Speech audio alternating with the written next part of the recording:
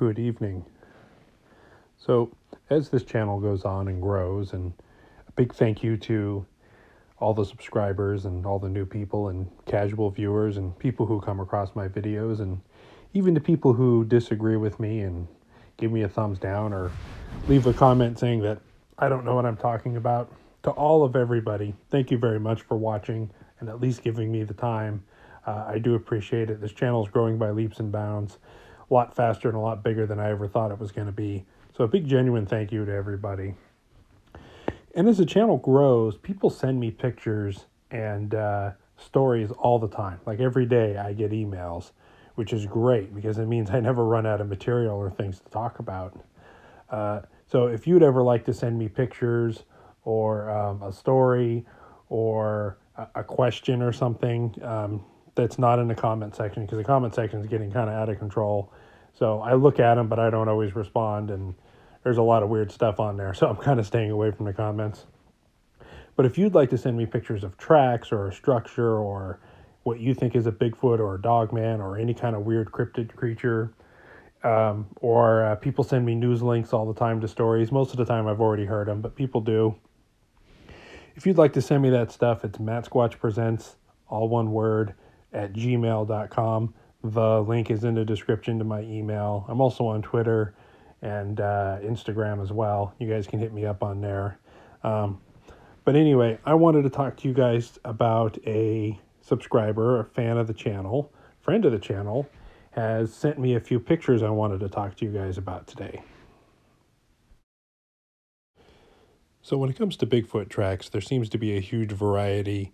3, 4-toed, 5-toed tracks, very straight, very curved. A lot of them appear to don't have an arch, which has to do with their large body weight. And so they've got what's like a mid-tarsal break, which is where their flexibility of the midfoot, the mid-tarsal break is in the actual track, not in their foot. But they're flat-footed, and they're just built a little differently than humans. So if you see an arch, that's usually a good way to tell. But one of the things that gave Bigfoot its name is they saw these creatures and they saw these weird howls in the woods, and then they saw these big tracks, and that's why they called it Bigfoot, fairly obviously. So the first track comes from the Big Bear area here in Southern California, just a stone throws away from me. I've spent lots of time in the Big Bear area myself, and for as close as it is to Los Angeles and Orange County and very populated areas, it's a very vast chunk of wilderness, lots of lakes and ponds and rivers and big ski area and lots of backsides for all the people that are up there. There's lots of backsides and areas where people don't go, and there's been lots of Bigfoot sightings up there over the years. And when you look at the bear population, the black bear population has been exploding over the last few years, the deer population. It makes a lot of sense that Bigfoot would be able to thrive up there and do quite well. So the first track sent in by Danny, a friend of the channel, is from Big Bear, like we said. And here it is. And one thing about taking pictures of supposed tracks is they can look clear as day to you, but they don't often translate that well to pictures. Because pictures, it's hard to show depth, especially you can't pick your lighting, and usually it's done with phones. And it's a little hard to see, but if you look closely and you take a minute, you can kind of see the outline of a footprint, and he may very well have captured one, and it might not be. And this is what he drew, not me, of what he could see in person. And then when he went back and edited the photo of the general outline that he saw in the area, and it seems to line up with a pretty classic Sasquatch track to me. You can see what appears to be 4 or 5 toes with kind of a bigger toe. There doesn't appear to be an arch. It appears to be like a very flat-footed, which is very close to what we see in a lot of Bigfoot tracks. And then nearby, he also found this burnt log put up in a tree. And we know that Bigfoot and stick structures go hand in hand, and they've been doing a lot of weird stuff for a long time. And he says it was very odd because there were no burnt trees anywhere nearby, no fire pits or campfires, and we've had lots of fires over the years up here in the Southern California mountains. And he just said someone had to carry this very big, large, heavy log in from a long way off and lean it up in this tree for whatever purposes, as a signal or who knows what. Very odd. And you'll also know that this is the same area that Claudia Ackley, she's a friend of the channel as well, she's got her Bigfoot court case where she saw a Sasquatch up there, and then she even took footage of it.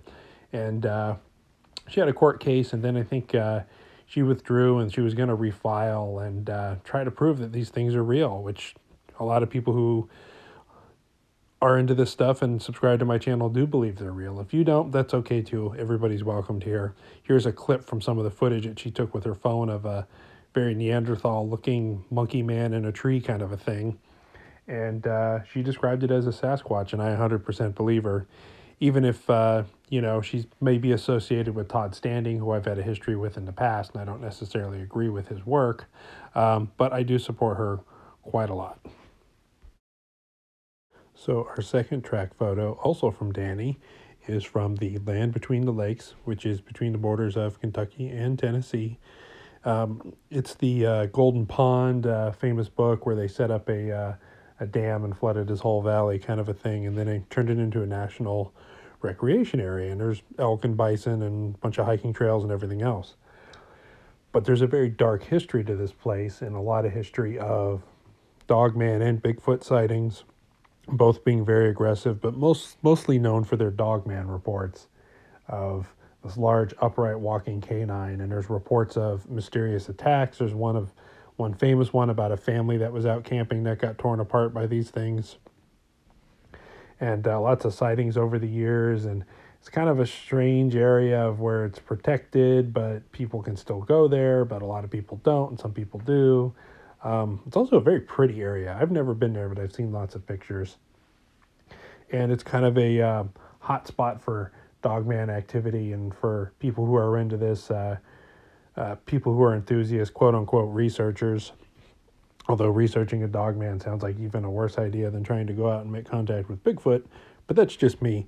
And so this is the picture that Danny gave me, and it's a canine track, a fairly large canine.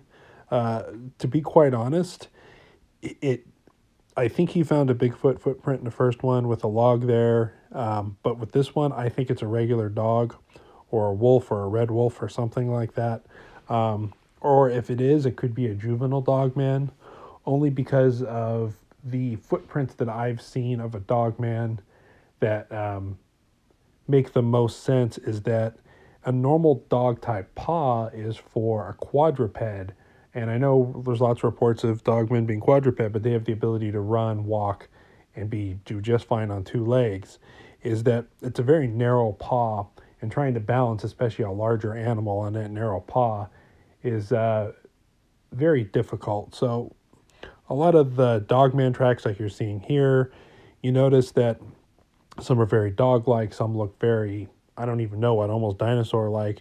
But some of them have a very dog, canine-like appearance, but they're stretched out a bit. The toes are longer, the rear part of the paw, the rear pad, I don't know what the technical term is, but the rear pad seems to be longer and stretched out, which would make sense from an animal that spends more time on its back legs. I know there's a lot of reports of Dogman going from upright down on all fours and back and forth, but all the reported Dogman and legitimate prints that I think out there, they seem to be like a dog print, but kind of stretched out and kind of morphed. And if you think about something that's going to spend most or half of its time walking upright and be a bigger animal as these things are reported, or demon, or whatever these things are, that's a whole other subject. Whatever these Dogman creatures are that people are seeing, it would just make sense that they would have to have a longer, bigger foot. And if they're canine in origin or in appearance, that they'd have kind of a canine foot. So there's some kind of a cross there. And that's just kind of my opinion. But if I was finding large dog tracks in the land of LBL, I think the hairs would be standing on the back of my neck. Anyway, even if it is a normal dog track. So I wanted to share those guys with you tonight. Danny, thank you very much for sending them in. Stay safe in the woods, folks. Channel's growing all the time. Lots of good stuff coming out, and thank you very much. Oh yeah, and don't forget to hit the like button and subscribe if you haven't already. It really helps the channel out because it's all a big algorithm, and thanks.